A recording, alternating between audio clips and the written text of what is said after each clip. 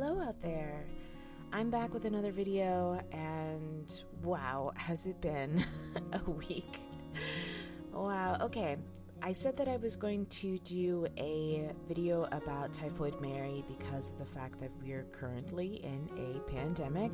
And while I was doing the research for that video, I was really kind of like, alright, well, everybody has done a video about Typhoid Mary. I spoke to my grandmother, who I now call every 2 days just to see how she's doing, and she was saying, oh, Typhoid Mary, yeah, I remember her. I've heard that story 70 years ago. And I was like, oh, okay. Even my grandmother is tired of hearing about Typhoid Mary. So then I started looking into Tony Labelia, I think that's how you pronounce his name, who also spread typhoid cases all over New York. And by that time, I was kind of over it.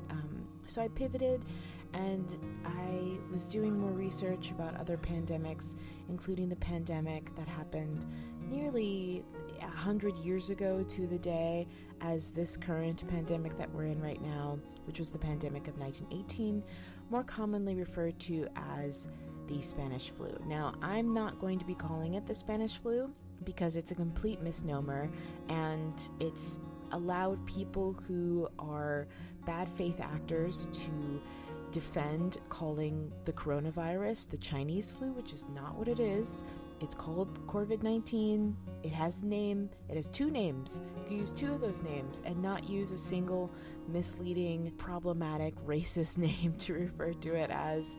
And so people will use the Spanish flu as like evidence of saying, well, we call it the Spanish flu, even though it didn't come from Spain whatsoever. I'm only going to be referring it to as the 1918 flu, or the 1918 pandemic, because that's what it's called. To call it the Spanish flu is completely misleading, and it was problematic 100 years ago, and it's still problematic today. This tip of trying to call something exactly what it is, I'm going to refer to that for the rest of the video. I hope that you guys are doing okay. I hope that you guys are washing your hands and staying inside. Please stay inside. And I'm going to make this video about all the different kinds of similarities between the approach of how the 1918 pandemic was taken care of versus the approach of how this current pandemic should also be taken care of as well. There's a lot of similarities. Some of them I found eerier than others, but really we're in the same sort of situation. So, yeah, enjoy.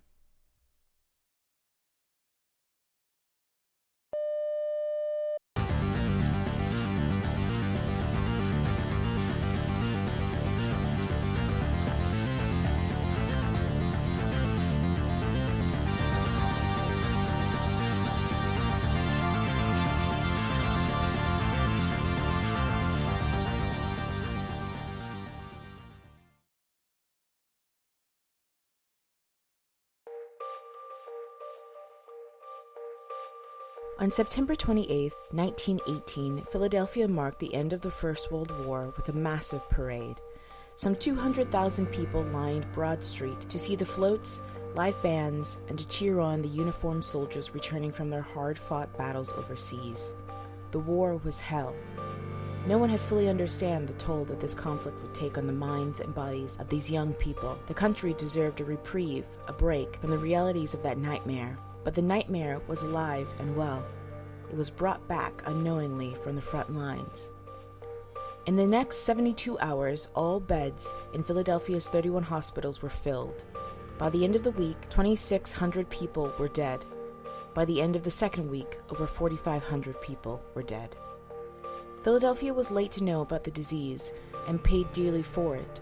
The warnings that were received by government officials of an unknown ailment spreading through the barracks of American soldiers returning from war seemed inconsequential. The public needed a moral boost, and the city officials were afraid of causing a panic, so all the warnings were ignored in the interest of a large-scale parade.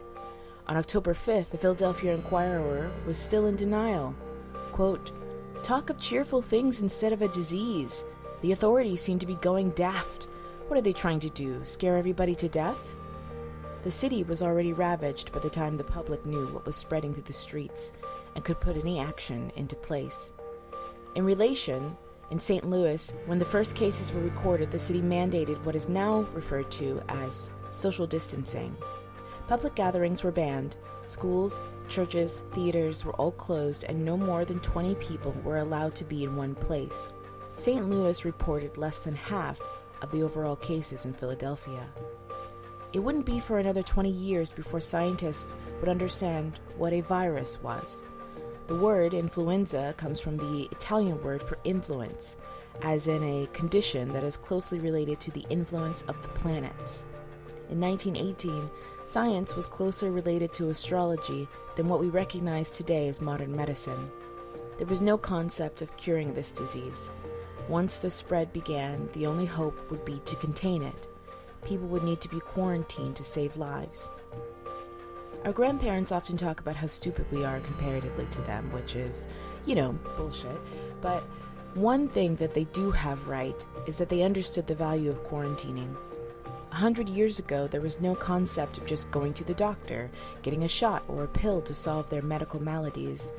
If a disease was spreading through a community, it would continue to spread until everyone was dead. The main action at the time to prevent deaths was quarantining. In 1918, it was a fairly common occurrence, and our great-grandparents would have probably been through quite a few quarantines in their lives. But today, feel bad? Get a pill. Don't want an infectious disease? Get a shot. We're so accustomed to health and access to immediate remedies that we now have people who are out here who are against vaccines and want to push us back to the dark ages of having to have as many kids as you can, hoping the majority of them, or maybe even half of them, make it to adulthood, but knowing most of them will die of the common cold before their first birthday. Alright, I digress. Because the illness was so new to testing, research and a cure were not available. Much like today, there was no telling about what exactly this new illness was, so non-pharmaceutical approaches have to be taken, like social isolation, good hygiene, limitations of public gatherings, use of disinfectants, and quarantine. Quarantine was the best option not only for the spread, but not to overwhelm the hospitals. Think of it this way.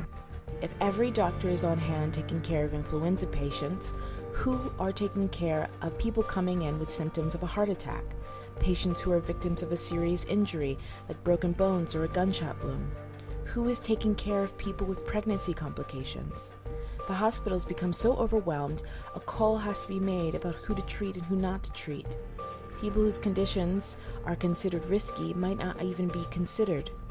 People will die simply because there aren't enough beds in the hospital. They knew that 100 years ago, and it's still the same today. Howard Markle, director of the University of Michigan Center for the History of Medicine, found that the three most effective actions against the spread of the 1918 virus were three parts. The first part was early action, doing something fast and proactive, like getting patients treatment and calling off public events to prevent the, quote, inflection point, at which the virus would then be uncontainable.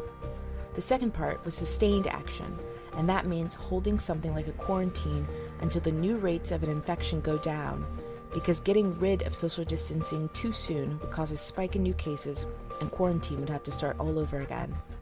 The third was a layered approach, which meant that local governments would have to do more than just encouraging people to stay home.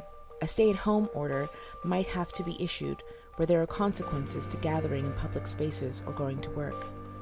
Good leadership was also crucial to this process. In cities like St. Louis, where the mayor's office fully participated with health officials, the rate of infection and death were much lower than cities like Philadelphia, where government officials fought with each other over what course of action should be taken. When St. Louis called for the end of the quarantine too soon, though, they saw new cases jump back up, and a new quarantine was immediately called into effect. This brings me back to the present. We're currently being led through one of the largest pandemics in 100 years by a president who over a week ago called this a hoax because he assumed people were out to get him.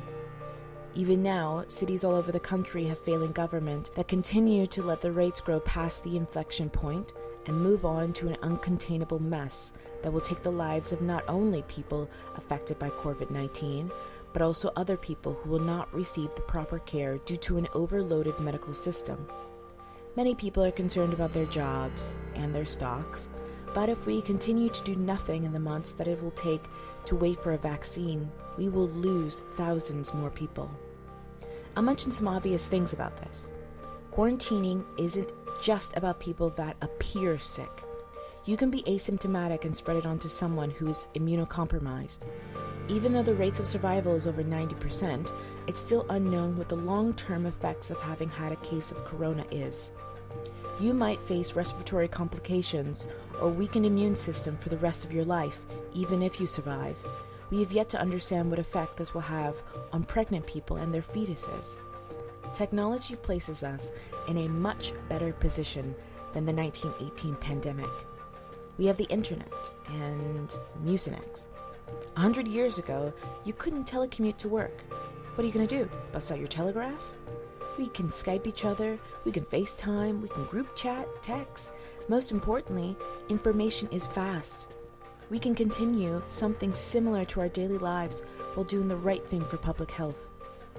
Between 1918 and 1919, the life expectancy of the average American dropped by nearly 12 years, and an estimated 675,000 people died due to the virus. There is much to know about COVID-19 that we just don't know, and probably won't know for years. It's important to listen to the advice of health officials and health professionals about how to proceed from now on. In October 1918, the Surgeon General of the U.S. Army and the Journal of American Medicine both recommended large doses of aspirin, 8 to 31 grams per day, based on a suggestion that aspirin might be the treatment for the illness, which is then thought to have contributed to an enormous death spike. Taking that much aspirin can trigger hyperventilation in 33% of patients, along with 3% of patients experiencing excess fluid in the lungs. It's important to wait for tests, trials, and approval by the FDA before hopping onto a cure, especially if you heard of a cure from an orange reality TV show host with a bad haircut. The lesson that we can learn from this is to have patience. I wish I could tell you something more. I wish I could tell you that all we have to do is wait until Easter and then this is all just going to blow over with, but that's not how it works. We have the historical data. We know how these things have gone because we have seen these things happen before. There have been measles outbreaks, polio outbreaks, chickenpox outbreaks, and the outbreak of 1918. We know how these things work, and the best thing for us is quarantine and patience. We're in a much better position than we were back then. You can continue to do something normal to your life. Imagine what it was like 100 years ago. You had to quarantine and you couldn't even see anybody. You had to hang outside your window and yell down to the street to see how people were doing. What I'm trying to say is that I know you're scared. I'm scared. I haven't been able to work for a month now, and I don't actually know what I'm going to do for next month. But when you think about the 1920s, do you remember this? Do you remember the 1918 epidemic? Or do you remember jazz and talkies and the Charleston and Prohibition? We're at the beginning of the decade, and there's going to be a future for us. There's going to be new things. Probably a year or two from now, this will all have blown over. You'll have a new job. You'll be able to pay your bills again. But the reality of it is that we will probably lose more people. People need to stay inside. It's not just about trying to prevent yourself from getting sick. It's about what's best for everyone. It's about not overloading the already overloaded hospital systems.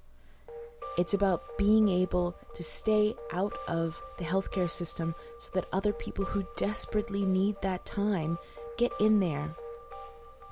We are probably going to lose more people, not only just to COVID-19, but also due to other things, unforeseen things. We will probably lose people who needed the care and attention of doctors, and those doctors were pulled away to take care of corona cases. It's just a reality. But you can do something about it right now. Take care of yourself, socially isolate, wash your hands, disinfect. you have to keep calm and carry on right now. I'm going to list some resources below so that if you want to find out more about what you can do, you can check those out.